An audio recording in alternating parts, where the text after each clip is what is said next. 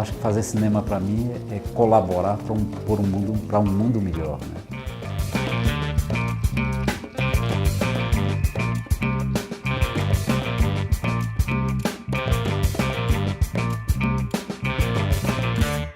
Que é isso? Você não sente? O quê? Como eu gosto desse cheiro, rapaz. Que cheiro? Cheiro de cinema? Cinema para mim é muito motivador, assim, é o que dá sentido à vida hoje para mim. Aliás, desde que eu me entendi como um cineasta, foi o cinema, né? Que me deu uma motivação de vida muito grande. E eu acho que o cinema é um instrumento de transformação das pessoas, como aconteceu comigo, né? Quando eu era adolescente, meu pai veio do Ceará, veio morar na Paraíba, eu nasci na Paraíba, e a gente voltou para o Ceará, para a terra dele, e a cidade que a gente morava era uma cidade muito violenta. Então, o cinema foi o alento para mim naquele ambiente de violência. Nesse tempo ainda tinha cinema nas pequenas cidades do interior do Nordeste, e o cinema foi assim, foi um filtro para a realidade. E comecei a ver o mundo de outra forma a partir do cinema.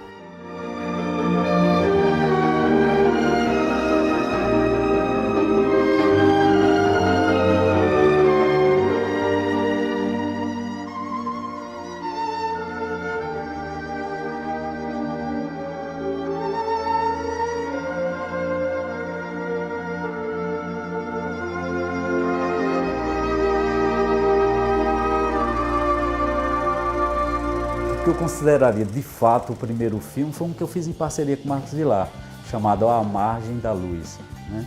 Que foi uma criação muito livre. A gente foi para a Romaria de Juazeiro do Norte, no Ceará, convidado por uns amigos fotógrafos, era Gustavo Moura daqui e dois fotógrafos importantes, Celso Oliveira e Tiago Santana do Ceará. Então a gente foi convidado para fazer uma imersão nesse ambiente da Romaria de Juazeiro, e o que me impactou muito foi a questão social, né? A miséria das pessoas, a súplica por um salvador, um redentor, né? Naqueles caminhos da fé em Juazeiro do Norte. Isso me impactou profundamente. Jesus Cristo vem julgar o Papa de Roma! Jesus Cristo vem julgar o presidente! Jesus Cristo vem julgar até o guarda da praça, meus irmãos!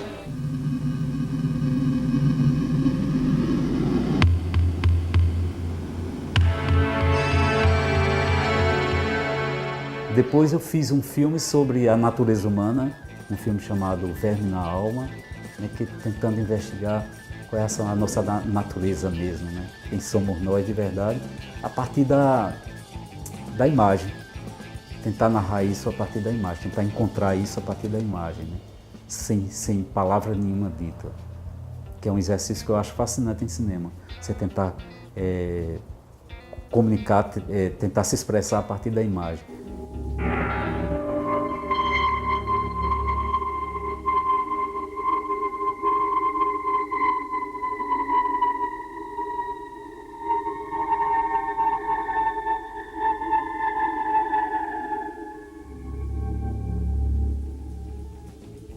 Bom, eu acho que eu enfocaria o problema de o público local ver o cinema que é feito aqui. A gente já tem essa dificuldade com um processo de surgimento de outras mídias. O cinema deixou de ser a grande arte de diversão das pessoas e passou a se pulverizar no meio de tantas tecnologias. Mas eu acho que o problema mesmo é a gente considerar como o público local vê o cinema que é feito aqui.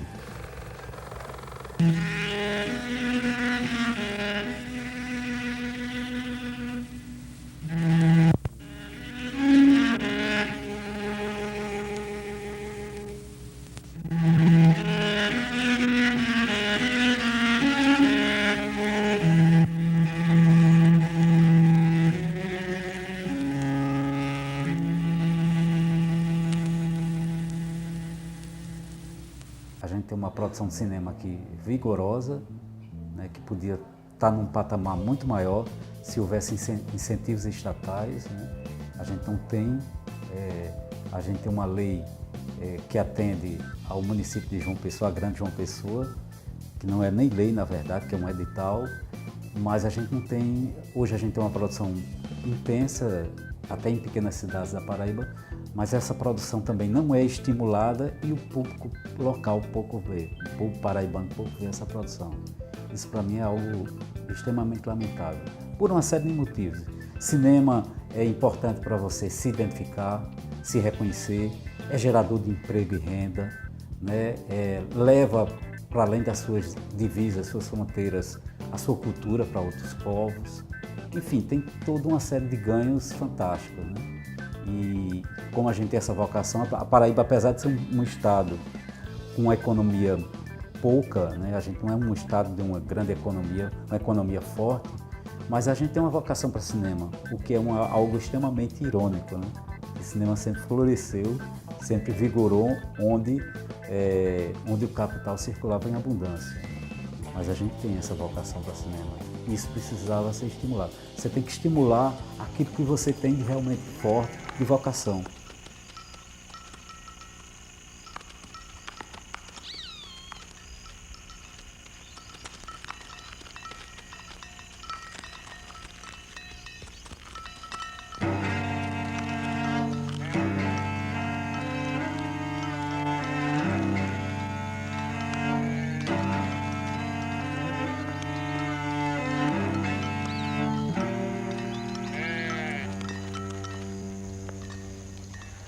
Tem um filme meu chamado Passadouro, que eu fiz uma investigação muito profunda sobre o ambiente sonoro da Caatinga, para fazer o espectador pular para dentro da cena, né?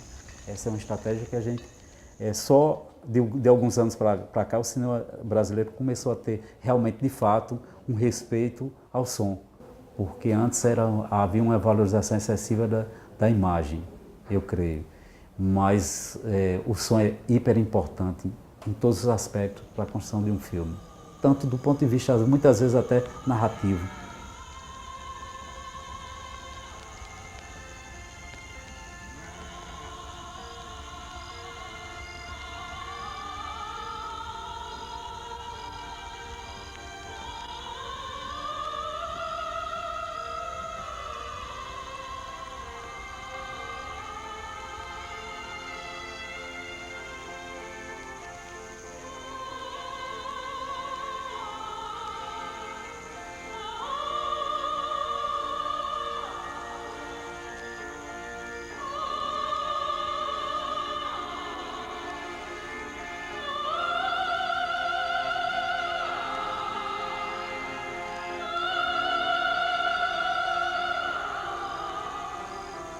Transubstancial é um filme que eu fiz, né? Foi uma provocação, na verdade. Os meus roteiros nunca surgem a partir de demandas externas, né? Alguém que chega, que diz alguma coisa, um filme ali sobre isso e tal. Nunca acontece, é sempre uma inspiração subjetiva mesmo. É algo que eu não sei nem por que me vem uma imagem à cabeça e a partir dali eu passo os dias seguintes com a ideia latente, né? E aí, a partir dessa imagem. E aí o roteiro, o processo de desenvolvimento da ideia toma forma. Transubstancial foi um poeta nosso aqui, falecido já, chamado Lúcio Lins, que vivia me provocando, né? Lúcio vivia dizendo, claro, faz um filme sobre Augusto dos Anjos. É um cara de uma imagem muito impactante, muito forte, se presta muito para cinema e tal. E ele vivia com toda a vida que Lúcio me encontrava, vinha com essa provocação. Até que eis que um dia eu dormi e acordei com uma imagem, na madrugada, uma imagem de uma formiga gigante, né? Ela emborcada, estabanando, né? E foi inclusive a primeira imagem do filme. A partir daí eu comecei a ler Augusto dos Anjos e vi esse poema, que ele falava da morte de um inseto. Aí eu digo, não, agora o processo já foi deflagrado. Aí fiz esse roteiro, como eu disse, fazendo a inserção de fragmentos de poema de Augusto, às vezes entrecruzando poemas, 2 ou mais poemas, para tentar encontrar uma veia mais existencial na poesia de Augusto. E aí o filme não é um filme com a historinha com começo, meio e fim, embora tenha um começo e um fim, mas é um percurso de um poeta, né, em seu processo de inspiração, caminhando pelos lugares onde a poesia jorra nele, né? E a partir dos fragmentos de poema de Augusto. Então, eu queria convidar vocês para assistir Transubstancial aqui no canal, tá? Uma ótima sessão para vocês. Que o filme possa provocá-los de alguma maneira.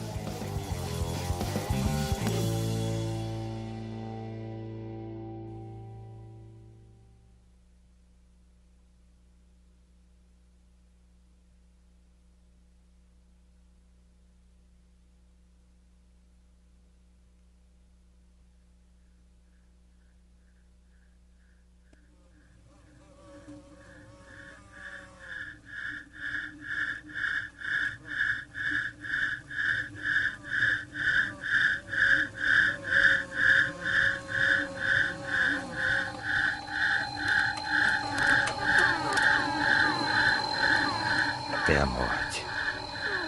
Esta carnívora assanhada, serpente má de língua envenenada que tudo que acha no caminho come. Faminta e atra mulher que a 1 de janeiro sai para assassinar o mundo inteiro e o mundo inteiro não lhe mata a fome.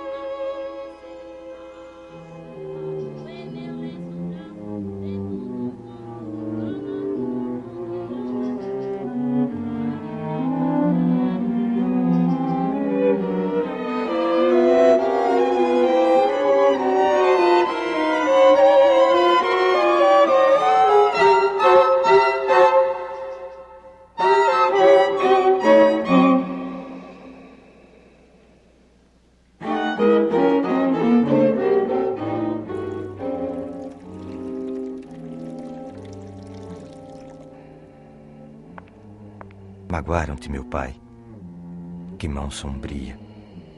Indiferente aos 1000 tormentos teus de assim magoar-te sem pesar a via. Seria a mão de Deus, mas Deus enfim é bom, é justo. E sendo justo, Deus não havia de magoar-te assim.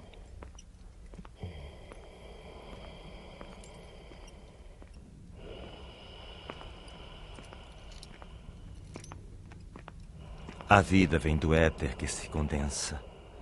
Mas o que mais no cosmos me entusiasma é a esfera microscópica do plasma fazer a luz do cérebro que pensa.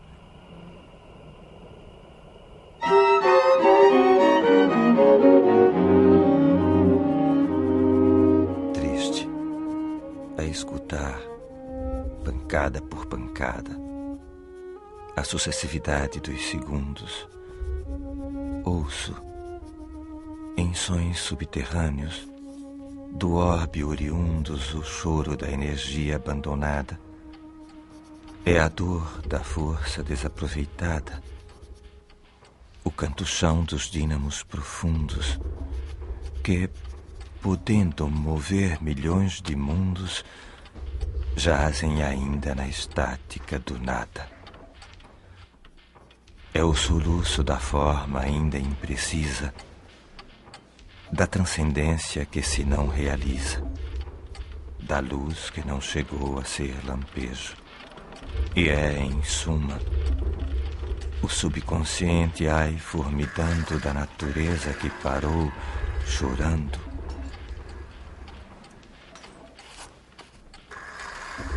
No rudimentarismo do desejo.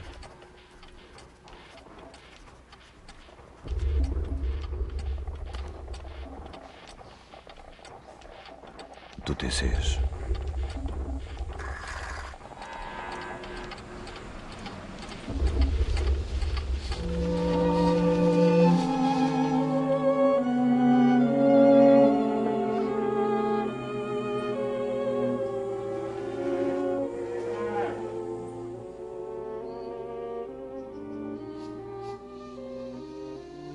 Quando eu for misturar-me com as violetas, minha lira, maior que a Bíblia e a Fedra, reviverá, dando emoção à pedra na acústica de todos os planetas.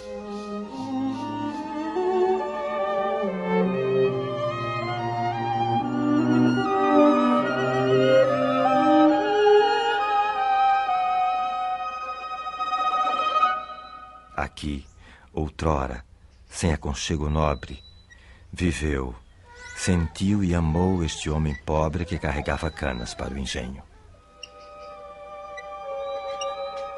Nos outros tempos e nas outras eras, quantas flores!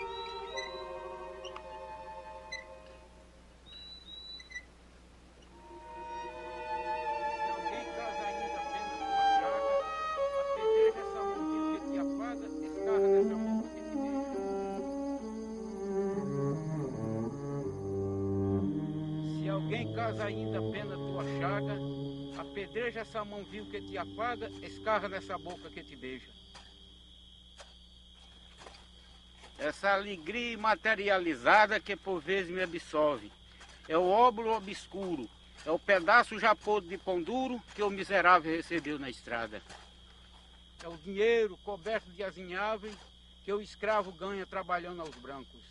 E vem-me com um desprezo por tudo isto, uma vontade absurda de ser Cristo para sacrificar-me pelos homens.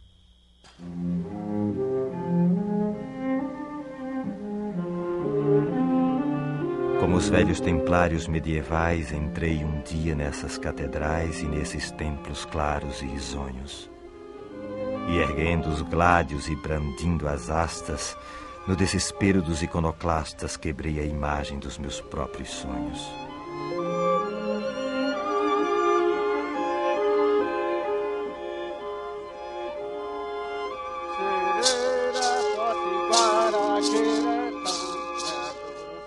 A civilização entrou na taba em que ele estava.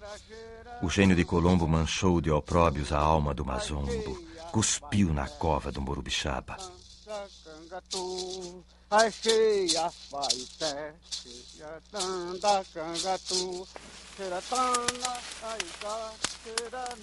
E o índio, por fim, adstrito à étnica escória, recebeu, tendo horror no rosto impresso, esse achincalhamento do progresso que o anulava na crítica da história.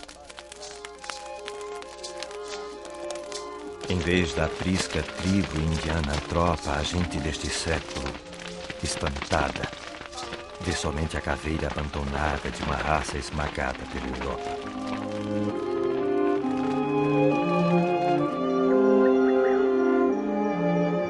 Homem, por mais que a ideia desintegres, nessas perquisições que não têm pausa, jamais, magro homem, saberás a causa de todos os fenômenos alegres.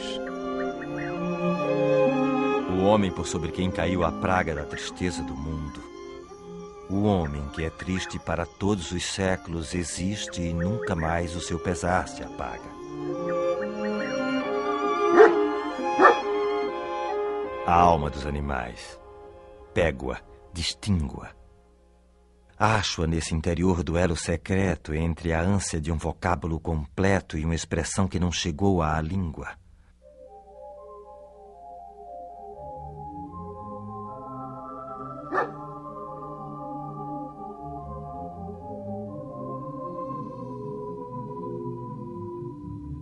A noite fecunda o ovo dos vícios animais. Tal uma horda feroz de cães famintos, atravessando uma estação deserta, uivava dentro do eu, com a boca aberta, a matilha espantada dos instintos.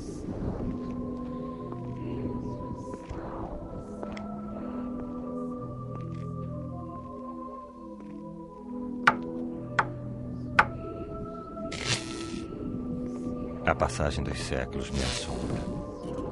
Para onde irá correndo minha sombra nesse cavalo de eletricidade?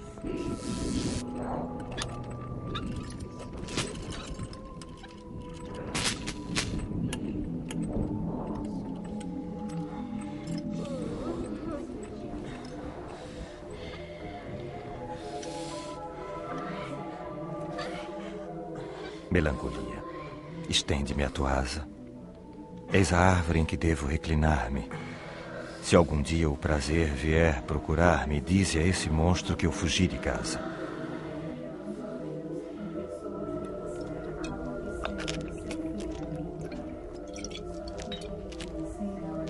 Prostituição ou outro qualquer nome.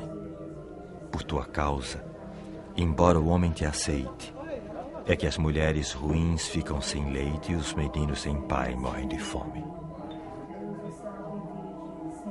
Feita a acusação, constatados os crimes, se eu pudesse ser puro, se eu pudesse, depois de embebedado deste vinho, sair da vida puro como o arminho que os cabelos dos velhos embranquece.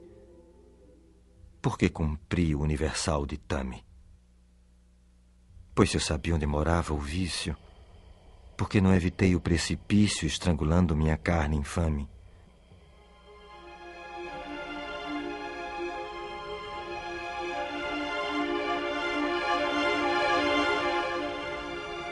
Dissolva-se, portanto, minha vida igualmente a uma célula caída na aberração de um óvulo infecundo.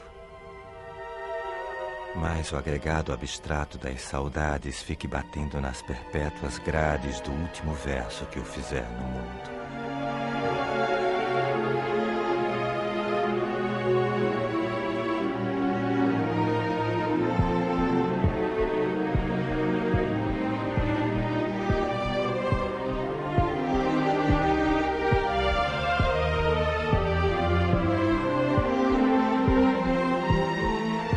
Sol brasileiro, queima-me os destroços.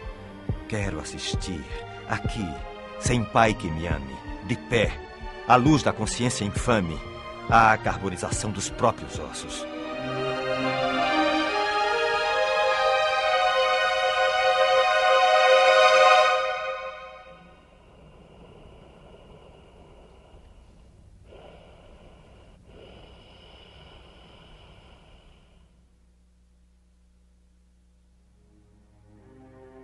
Não me incomoda esse último abandono. Se a carne hoje apodrece, amanhã, como um Cristo, reaparece na imortalidade do carbono.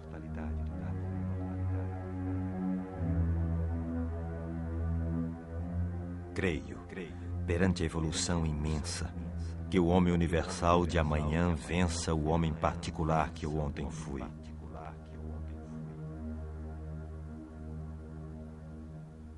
Adeus. Fica-te aí, com o abdômen largo a apodrecer. És poeira, e embalde vibras. O corvo que comer as tuas fibras há de achar nelas um sabor amargo. Vestido de hidrogênio incandescente, vaguei um século improficuamente pelas monotonias siderais. Subi talvez à máxima altura, e se hoje volto com almas escuras, é necessário que ainda suba mais. Tome, doutor, esta tesoura e corte minha singularíssima pessoa. Que importa a mim que a bicharada roa todo o meu coração depois da morte? Eu, filho do carbono e do amoníaco, monstro de escuridão e de rutilância, sofro, desde a epigênese da infância, a influência má do signo do zodíaco. Falas de amor e eu ouço tudo e calo. O amor na humanidade é uma mentira, e é por isso que na minha lira, de amores fúteis poucas vezes falo. Mas minha crise artrítica não tarda. Adeus, que eu vejo enfim com a alma partida, na abjeção embriológica da vida, o futuro de cinzas que me aguarda. E eu, com os pés atolados no nirvana, acompanhava, com um prazer secreto, a gestação daquele grande feto que vinha substituir a espécie humana.